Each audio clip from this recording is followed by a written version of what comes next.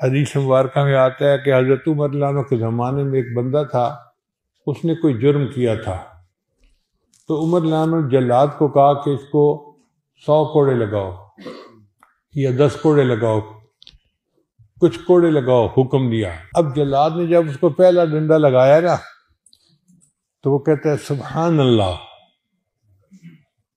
تو عمر رضی اللہ عنہ نے سنا تو عمر رضی اللہ عنہ جو ہے انہوں نے فوراً اس کو جو ہے کہا جلاد کو کہ چلو بس کر دو۔ تو ابن کعب رضی اللہ عنہ ایک صحابی تھے، قاضی قسم کے صحابی تھے، وہ بھی پاس بیٹھے ہوئے تھے، یضحک کا، وہ مسکرا پڑے۔ تو عمر رضی اللہ عنہ نے پوچھا کہ آپ مسکرائے کیوں؟ ان کا دیکھو سبحان اللہ نے اس کے عذاب میں تخفیف کر دی، آپ نے 10 کہے تھے اور 1 پہ معاف کر دیا۔ اس کا مطلب یہ کہ سبحان اللہ نے اس کی تکلیف میں آسانی کر دی۔ ایک تو یہ حدیث، دوسری بات یہ کہ حضرت یونس علیہ السلام اللہ تعالیٰ کے پیغمبر تھے، انہوں نے اپنی قوم کو اللہ کے عذاب سے ڈرایا اور ان کو بشارت ہوئی کہ آ جائے گا عذاب، وہ چلے گئے تھے، مگر ان کو ایک مچھلی نے نگل لیا تھا۔ اب یونس علیہ السلام مچھلی کے پیٹ میں تھے، 3 اندھیرے تھے، فی ظلمات ثلاث، 3 اندھیرے تھے، رات کا اندھیرا، مچھلی کے پیٹ کا اندھیرا اور پانی کا اندھیرا۔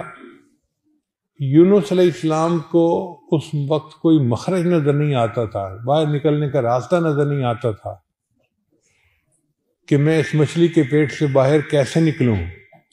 تو یونس علیہ السلام نے اس وقت اللہ کی تسبیح بیان کی، لا الہ الا انت سبحانک انی کنت من الظالمین۔ اللہ کی شان دیکھیے کہ اس تسبیح کے پڑھنے پر اللہ نے مچھلی کو حکم دیا کہ ان کو اپنے پیٹ سے باہر نکال دو۔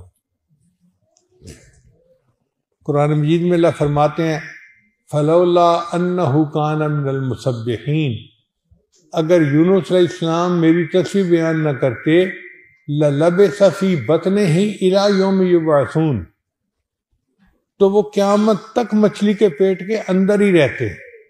اب آپ اندازہ لگائیے کہ مصیبت اتنی بڑی تھی کہ قیامت تک مچھلی کے پیٹ کے اندر رہنا تھا، مگر سبحان اللہ کے پڑھنے پر، آیت کریمہ کے پڑھنے پر اللہ نے ان کو نجات عطا فرما دی۔ تو امام بخاری رحمۃ اللہ نے طلباء اور طالبات کو یہ نصیحت کر دی کہ تمہیں زندگی کی مشکلات آئیں گی، تم نے کسی عامل کے پاس نہیں جانا، کسی ایسے بندے کے پاس نہیں جانا، بس تم تسبیح پڑھتے رہنا، اس تسبیح کی برکت سے اللہ تعالیٰ تمہیں حالات کی مچھلی کے پیٹ سے نکال دیں گے۔ آج بھی مجمع میں کتنے لوگ ہوں گے، کوئی قرضے کی مچھلی کے پیٹ میں پھنسا ہوا ہے، کوئی کاروبار کی تنگی کے مسئلے کے پیٹ میں پھنسا ہوا ہے، مختلف حالات ہیں۔ تو اس کے لیے آیت کریمہ پڑھنی چاہیے تاکہ اللہ تعالیٰ ہمارے حالات کو ٹھیک کر دے اور ہمیں اس مصیبت سے نجات عطا فرما دے۔ چنانچہ حدیث مبارکہ ہے سبحان اللہ و بحمدہ سبحان اللہ العظیم۔ اللہ تعالیٰ ہمیں اس ذکر کو بار بار کرنے کی توفیق عطا فرمائے۔ ویڈیو کے نیچے سبسکرائب کے بٹن پہ کلک کریں، بیل کے آئیکن پہ کلک کیجئے تاکہ ہر نئی ویڈیو کی نوٹیفیکیشن آپ کو مل جائے۔